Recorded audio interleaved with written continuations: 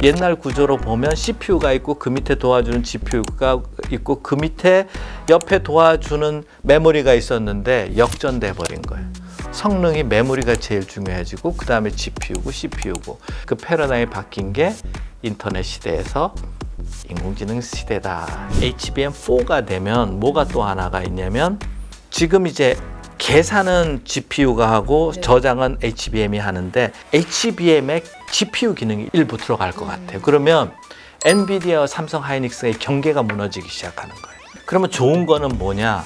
우리가 메모리 하는 나라지만 기업이지만 이제 시스템 반도체까지 할 기회가 생긴 거죠.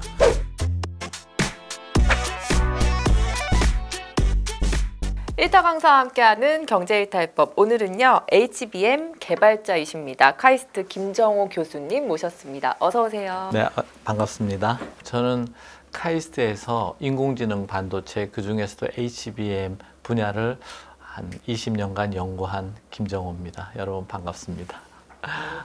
교수님, 저도 제가 반도체를 지금 담당하고 있는데 그래서 네. 오늘 교수님 오시기 전에 너무 기대했어요. 요즘 핫한 이야기를 많이 들을 수 있을 것 같아서. 이게 제목이 일타 강사라서 조금 걱정이 됩니다. 일타 강사하면 되게 유명한 분들이잖아요. 아닙니다. 저는 한 3타 강사쯤 되는 것 같은데.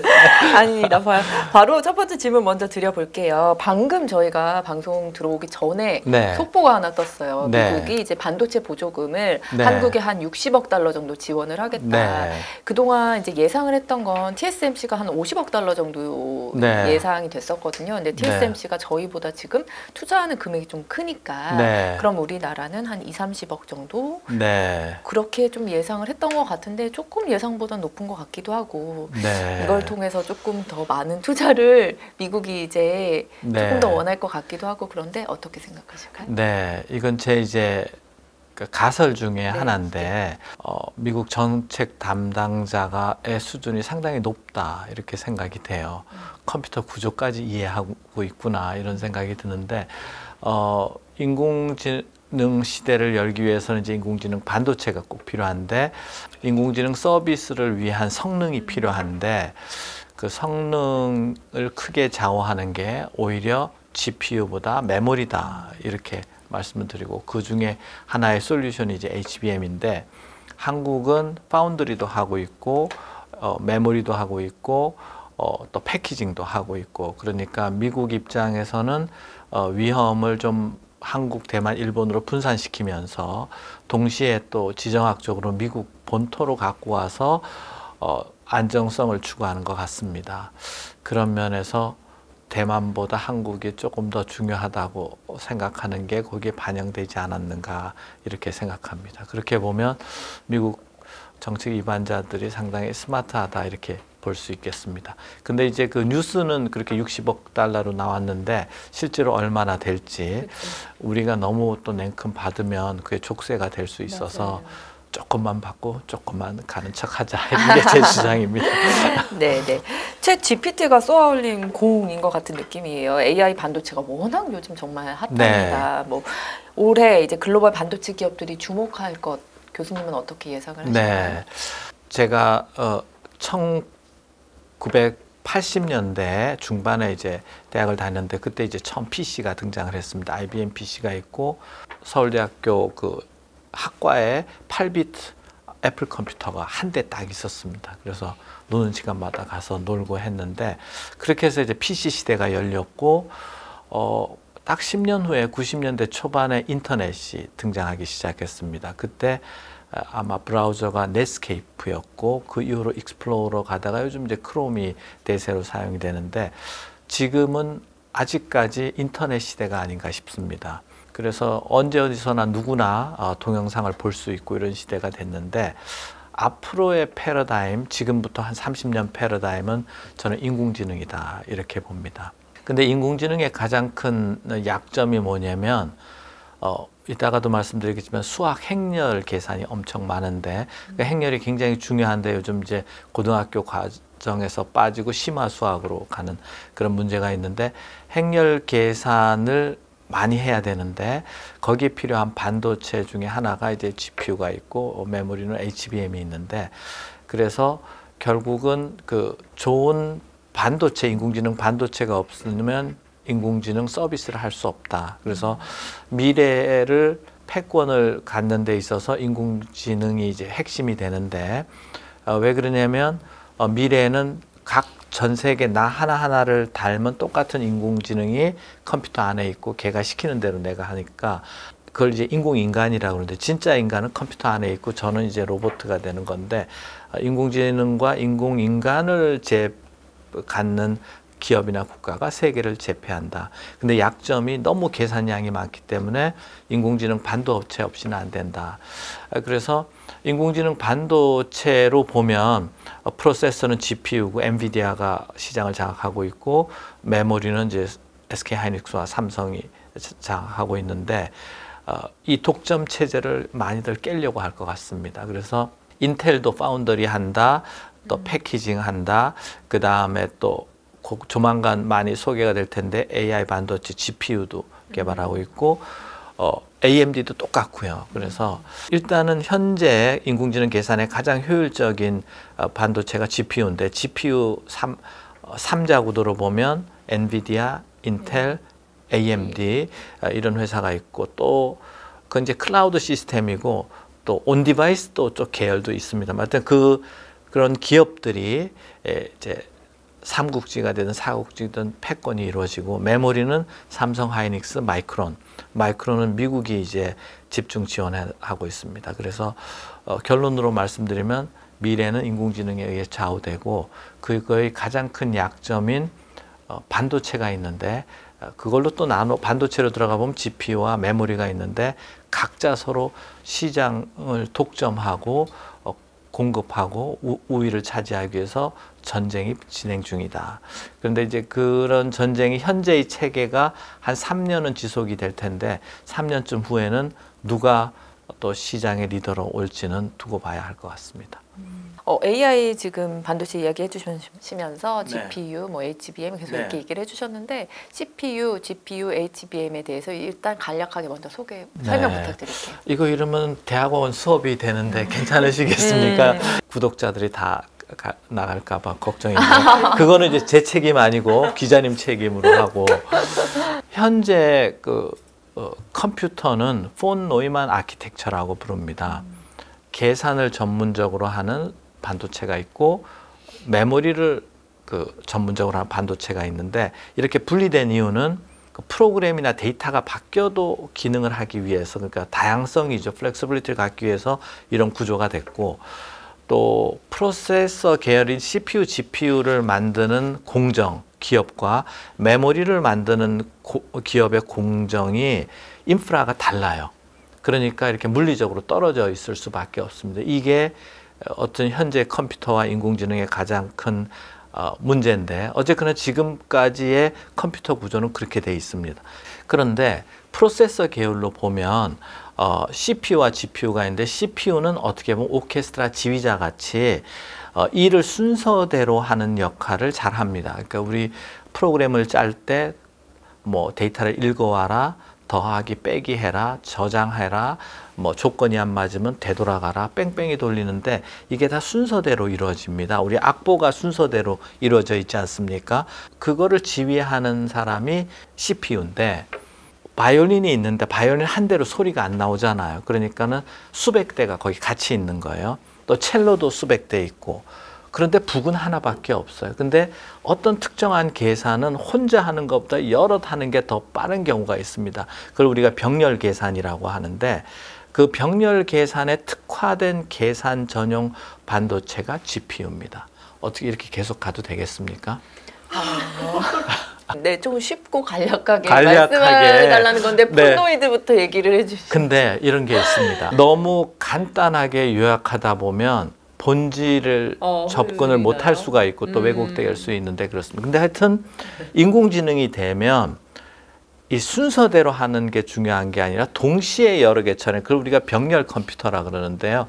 병렬 컴퓨터로 패러다임이 바뀌는 거예요. 그래서 GPU가 가속기라 그래서 CPU 옆에서 도와주는 역할을 하다가 주도로 바뀌는 거예요. 그런데 이제 GPU가 계산하는데 뭘 계산만 잘하면 뭐래요? 써야 될 거 아니에요. 받아 쓰기 하는 데가 메모리인데 그게 옆에 있는 칠판이에요. 남는 시간에 거의 칠판 적으면 되는데 요즘은 칠판에 적고 쓰는 게 시간이 더 걸리는 거예요. 그래서 옛날 구조로 보면 CPU가 있고 그 밑에 도와주는 GPU가 있고 그 밑에 옆에 도와주는 메모리가 있었는데 역전돼 버린 거예요. 성능이 메모리가 제일 중요해지고 그 다음에 GPU고 CPU고. 그러니까 인텔이나 AMD가 CPU 전문 회사인데 요즘 갑자기 GPU 하겠다고 한 게 패러다임이 바뀌어서 그렇습니다. 그 패러다임이 바뀐 게 인터넷 시대에서 인공지능 시대다. 이제 가족들한테 이런 설명하면 다 채널 돌리고 딴 데 가는데 여러분들은 어떠실지 모르겠습니다. 네, 아니 저는 이제 CPU, GPU가 이제 AI 반도체 하면 늘 네. 나오는 얘기고, 네. 그래서 요즘엔 HBM도 같이 나오고 있고 해서 네. 요게 왜 AI 반도체한테 중요하고 이런 네. 얘기를 이제 네. 여쭤본 거예요. 제가 이제 HBM 연구를 2010년 정도부터 네. 했고 네. 거기에 들어가는 TSV라고 이런 그 설계 기술은 네. 이제 2000년 초반부터 했어요. 그래서 저만 알고 있은 거죠. 학생들하고. 근데 네. 저희 학생들은 취업이 전 세계적으로 잘 나가는 이유가 이제 기업들은 좀 알았어요. HBM 시대가 오고 패키징이 이 폰 노만 구조에서 무해 법칙이 끝나면서 여기가 이제 이런 시대가 온다는 걸 아니까 재미있게 소문 안 나고 학생 취업 잘 되고 프로젝트도 잘 들어오고 이랬는데 올해부터인가요? 작년부터 이제 일반인도 HBM을 알기 시작한 그렇죠. 거예요. 그래서 이 분야를 떠나야 되느냐 이제 이렇게 그 주식할 때 남들 몰리면 보통 떠나시나요? 거기 투자하시나요? 손절해야 되느냐 이런데 하여튼 그렇습니다. 근데 HBM을 지금 여러분들이 이제 알기 시작하잖아요. 이제 폰 노이만 뭐 이런 얘기도 이제 몇 년 후부터 그게 뭐야 이러면서 그렇게 될 겁니다. HBM 전문가시니까 HBM 얘기 질문 드릴게요. 네. HBM이 이제 D램을 층층이 이제 쌓는 구조다 네. 이렇게 알고 있는데 네. 이게 수율이 나오기가 좀 힘들다고 네. 저는 네. 들었거든요. 네. 이게 좀 고도의 이제 노하우가 필요한 기술인데 네. 요 HBM에 대해 일단 설명 좀 알겠습니다. 인공지능 계산이 이제 수학의 행렬 계산인데 그러니까 큰 계산기가 필요한 게 아니라 조그만 것들이 수만 개, 수십만 개가 나눠서 계산하는 게 더 빠르다 말이죠. 기자님 그 챗GPT 써보셨나요? 네. 프롬프트 넣으면 바로 튀어나오던가요? 줄줄이 이렇게 나오던가요? 조금 이렇게 줄줄. 그게 바로 행렬 계산이 느려서 그렇게 되는 겁니다. 하나하나씩 하는 거예요. 동시에 못 튀어나오고. 그래서 GPU는 그 행렬 계산, 병렬 계산에 유리하게 개발이 됐는데 메모리가 그게 안 되는 거예요. 네. 그래서 메모리가 병렬 계산에 맞게 바뀐 게 이제 HBM입니다. GPU의 계산기가 뭐 몇천 개, 몇만 개가 쭉 병렬로 늘어서 있으면 데이터 공급도 그렇게 병렬로 동시에 해줘야 되는 거예요. 그래서 그게 이제 HBM이에요. 그래서 GPU와 HBM 사이에 그 데이터를 주고받는 숫자가 1024개인데 보통은 32개인데 1024개 느린 거죠. HBM4라고 이제 내년에 나올 거는 2배 돼서 2048개예요. 그게 저는 10만 개, 100만 개까지 미래에 간다는 예측입니다. 그게 1번이고 두 번째는 생성 인공지능이라고 그래서 요즘 인공지능의 크기가 커져요. 왜 그러냐면은 글도 써야 되고 음악도 만들어야 되고 요즘 이제 영화도 만들거든요. 그러니까 데이터 파라미터 숫자가 1000억 정도였는데 이젠 조 단위로 넘어갈 것 같아요.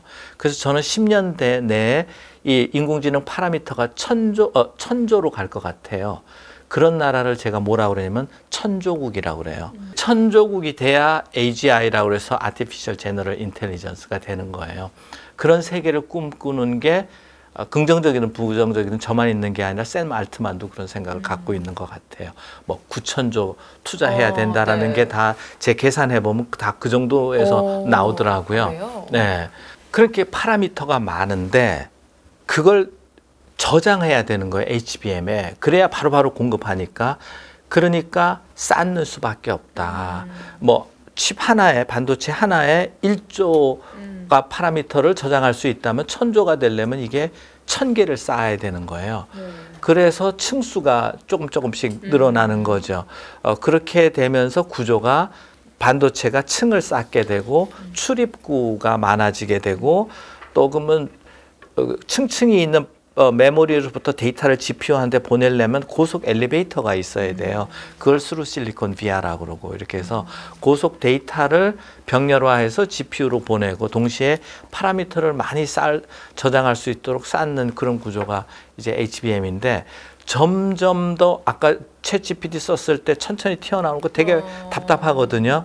근데 그 글자가 아니라 영화 한 장면씩 막 나오게 하려면 지금보다 1000배는 더 빨라야 돼요. 그리고 데이터 양도 1000배는 빠르고 그러니까 지금보다 그 층수 또는 그 데이터를 주고받는 그 GPU와의 통로가 1000배는 더 많아져야 되니까 그런 구조가 뭐가 될까 그런 게 제 요즘 연구 주제입니다. 예. 지금 주류는 4세대 HBM이고 네. 이제 차세대로 이제 불리는 게 네. HBM3E 이제 네. 5세대 HBM인데 네. 요 HBM 메모리 반도체 기술이 현재 뭐 어디까지 와 있다고 저희가 생각을 네. 하면 될까요? HBM3E라고 해서 네. 그 제품이 아마 엔비디아하고 AMD에 곧 들어가지 네네. 않을까 이렇게 생각하고 지금 이제 NVIDIA에서 나오는 게 H 시리즈가 있고 H100, 200인데 네. 그 제너레이션이 넘어가면서 보통 성능이 2배씩 되는데요. 그래서 HBM3E가 많이 사용될 것 같은데 HBM4가 되면서는 또 하나의 특징이 뭐냐면 네. 아까 뭐 고속도로 개수가 2배 는다든가 네네. 그다음에 그 100km씩 가던 그 속도를 120km나 200km로 높이는 그러면 자동차 속도도 높아지고 고속도로 차선이 늘어나면 곱하기가 돼요. 그러면 대역폭이 그 곱하기만큼 높아지는 거예요. 근데 제가 엔비디아 젠슨 황이라고 해보면 계속 시장 주도력을 가지려면 매 제품을 매년 내놓으면서 계속 대역폭과 아까 저장 용량을 2배씩 늘릴 것 같아요. 그런데 이제 거기에 덧붙여서 HBM4가 되면 뭐가 또 하나가 있냐면 지금 이제 계산은 GPU가 하고 네. 저장은 HBM이 하는데 이것도 물리적으로 좀 떨어져 있어요. 옆에 놓게 되는데 꼭 백화점 비슷해요. 옆에 백화점 있고 옆에 아파트가 있게 되고 아파트가 HBM이고 돈 쓰는 데는 이제 GPU가 이제 백화점이 있는데 아파트에서 백화점 가려면 엘리베이터 타야 되지만 그 걸어가야 되거든요. 저희가 지금 대전이 살기 좋아진 게 신세계 백화점이 들어왔어요. 그래서 저희 아파트에서 백화점까지 딱 5분 거리. 학교 자동차로 10분 거리. 너무 좋은 거죠.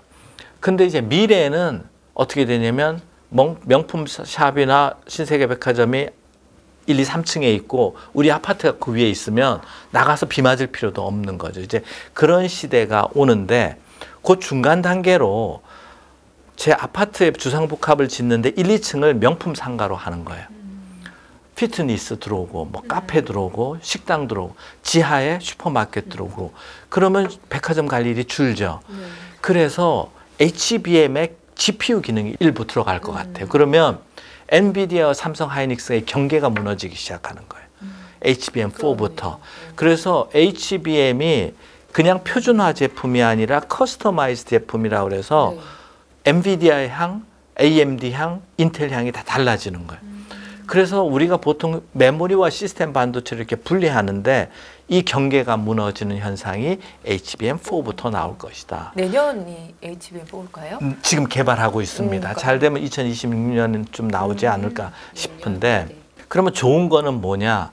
우리가 메모리 하는 나라지만 기업이지만 이제 시스템 반도체까지 할 기회가 생긴 거죠. 근데 위험 요소는 뭐냐? 시스템 반도체 회사가 메모리까지 할 게 생기는 거예요. 그래서 이런 경계가 없어지는데 또 하나는 이제 HBM에서 5, 6, 7쯤 가면 어떻게 될까? 그러면 GPU와 메모리 사이의 그 배선의 개수가 아까 2024개, 2048 이런데 10만 개, 100만 개 가면 도저히 안 되고 그 GPU 위에 HBM이 올라가는 구조가 돼요.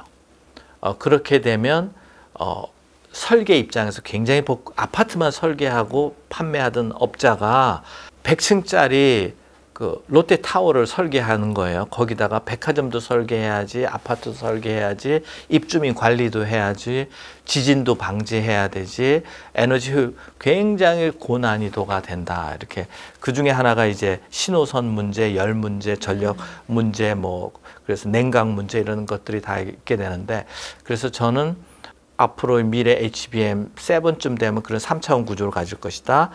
그 다음에 HBM10쯤 되면 GPU와 HBM 완전히 경계가 무너져서 컴퓨터의 중심이 HBM이 될 수도 있다. 그걸 이제 HCC라고 부르는데 HBM 센트릭 컴퓨팅이라고. 지금은 지시자가 CPU가 한다고 그랬잖아요. 프로그램을 하고 명령을 주는 거를 오히려 HBM이 명령을 CPU, GPU한테 주는 완전히 패러다임을 바꿔서 우리나라가 컴퓨터의 주도국이 돼보자 하는 게 제 꿈 중에 하나입니다. 네. 엔비디아나 AMD나 인텔 입장에서는 SK 하이닉스만 보고 살 수는 없는 거 아니에요. 가격도 그렇고 멀티소스를 갖고 싶으니까 자꾸 삼성, 마이크론을 부추기는 것 같아요. 근데 하여튼 진정한 승부는 양산을 몇 개를 하느냐 하고 수율이 얼마냐, 여기서 승부가 날 것 같고요. 그 유튜브 보다 보면 이제 CXL도 등장하더라고요.